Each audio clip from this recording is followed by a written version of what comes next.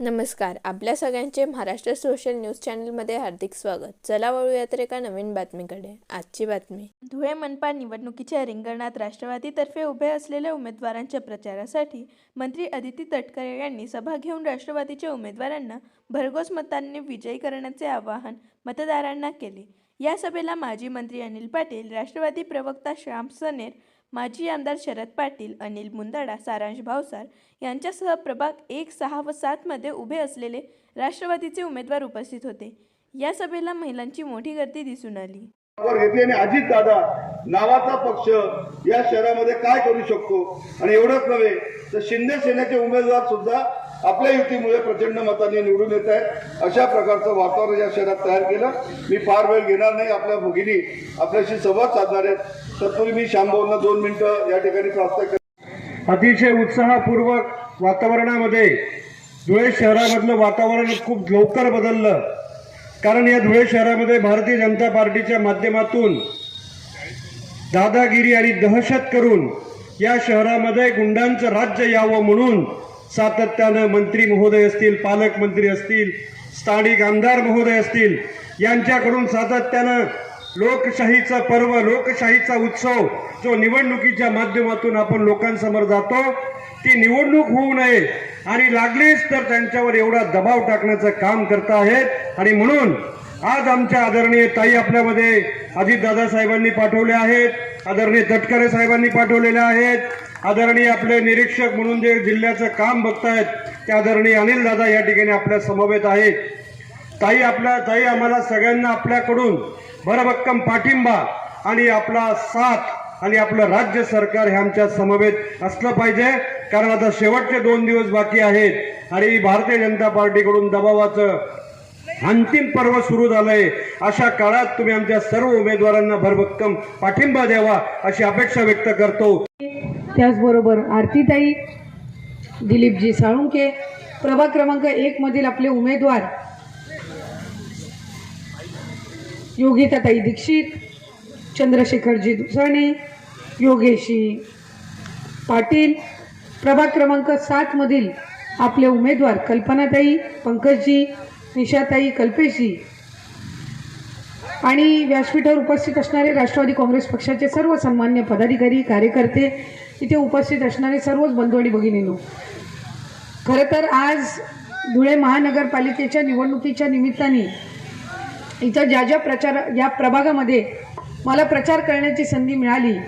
मला खरंच मनापासूनचा आनंद आहे आणि मी नक्कीच आदरणीय अजितदादांकडे आणि तटकरे साहेबांकडे, प्रफुल्लबाईंकडे सुद्धा आजच्या या प्रचार दौऱ्याचा निरोप आणि अहवाल त्या ठिकाणी देईन की कसं आपल्या इथल्या या सर्व स्थानिक नेते मंडळींनी एक अतिशय यशस्वीरित्या धुळेमध्ये पहिल्यांदाच महानगरपालिकेची निवडणूक राष्ट्रवादी काँग्रेस पक्षाच्या झेंड्यावर इतक्या ताकदीने लढवायचं ठरवलं.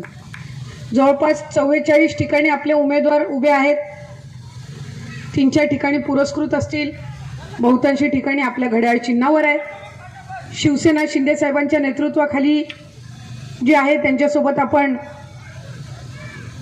युती केलेली आहे आणि त्यांच्या साथीने आपण ही निवडणूक लढवत आहोत. त्यामुळे आज राष्ट्रवादी काँग्रेस पक्ष आणि शिवसेना यांच्या सर्व उमेदवारांना जो प्रतिसाद त्या निमित्ताने मिळत आहे, हा पक्ष म्हणून आम्हाला सुद्धा आणि एक कार्यकर्ता म्हणून सुद्धा समाधान देणार आहे.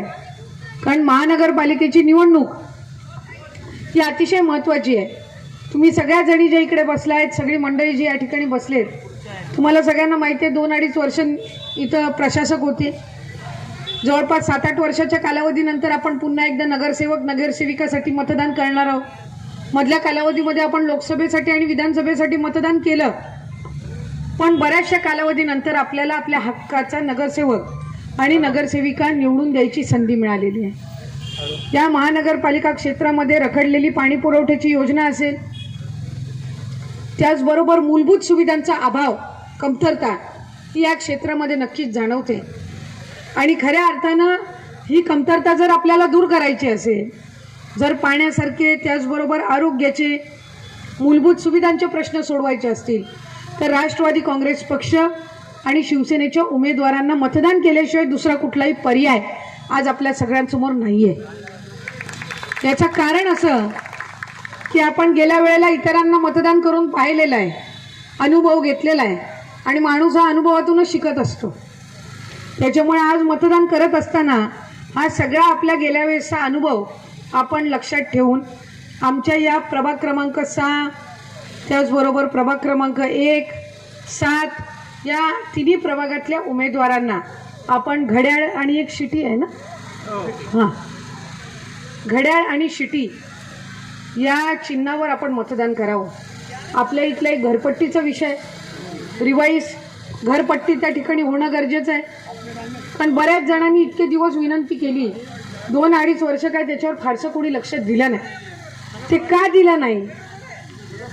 कारण महानगरपालिकेमध्ये तुमच्या इथल्या हक्काचे लोकप्रतिनिधी बसले नव्हते म्हणून त्यांनी लक्ष दिलं नाही. ज्या वेळेला नगरसेवक नगरसेविका बसतील आणि घरपट्टी रिवाईज करा ही मागणी त्या ठिकाणी जाहीर सभेमध्ये करतील, त्यांच्या महानगरपालिकेच्या सर्वसाधारण सभेमध्ये करतील, त्यावेळेला ती बाब गांभीर्याने घेतली जाणार. आज आदरणीय अजितदादांच्या नेतृत्वाखाली आपण सगळी मंडळी निवडणूक लढवत आहोतच. दादासुद्धा राज्याचे उपमुख्यमंत्री आहेत. आज शिंदेसाहेब हे राज्याचे उपमुख्यमंत्री जरी असले तरी नगरविकास खाते आहे त्यांच्याकडे. त्याच्यामुळे या घरपट्टीचा रिवाईज प्रस्ताव ज्या वेळेला जाईल तर तो नगरविकासकडे जाणार आहे आणि शिंदे साहेबांकडनं ती करून घेण्याची त्या ठिकाणी हमी आपण सगळ्या मंडळींनी घेतलेली. त्यामुळे पुढच्या कालावधीमध्ये हे प्रश्न आपल्याला सोडवायचे. मुख्यमंत्री माझी लाडकी बहीणसारखी योजना आपण आज यशस्वीरित्या राबवतो. दर महिन्याला न चुकता तो लाभ आम्ही माता भगिनींपर्यंत पोचवत असतो. आज एकट्या धुळेमध्ये 1 लाखापेक्षा अधिक महिला या योजनेचा लाभ घेतात आणि राज्यामध्ये 2.5 कोटीपेक्षा जास्ती महिला या लाडकी बहीण योजनेचा लाभ घेतात.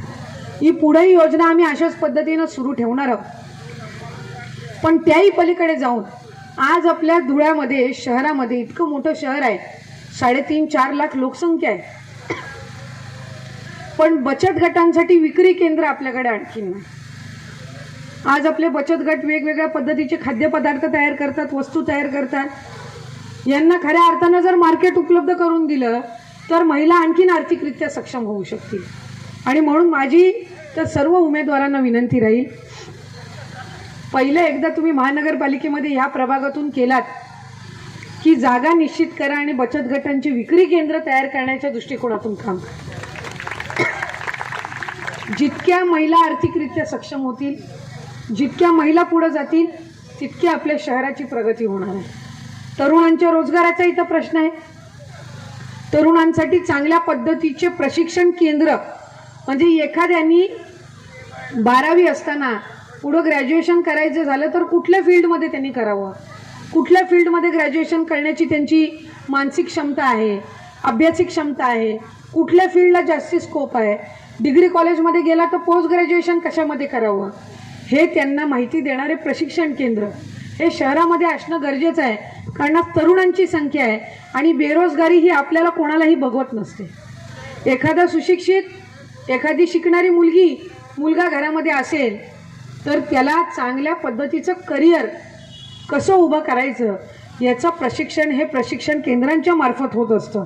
आणि महानगरपालिकेने याच्यामध्ये सुद्धा अभ्यासिका असतील, स्पर्धा परीक्षा असतील, ह्या सगळ्या गोष्टींमध्ये अधिकाधिक लक्ष देऊन जास्तीत जास्त आपल्या इथली मुलं मुली IPS IAS अधिकारी कशी होतील, डॉक्टर इंजिनियर कशी होतील, या सगळ्या गोष्टींकडे आपल्याला पुढच्या कालावधीमध्ये लक्ष द्यायचं. बातमी आवडल्यास चॅनलला लाईक व सबस्क्राईब करा व दररोज अशा नवनवीन बातम्या पाहण्यासाठी चॅनलला फॉलो करा. धन्यवाद.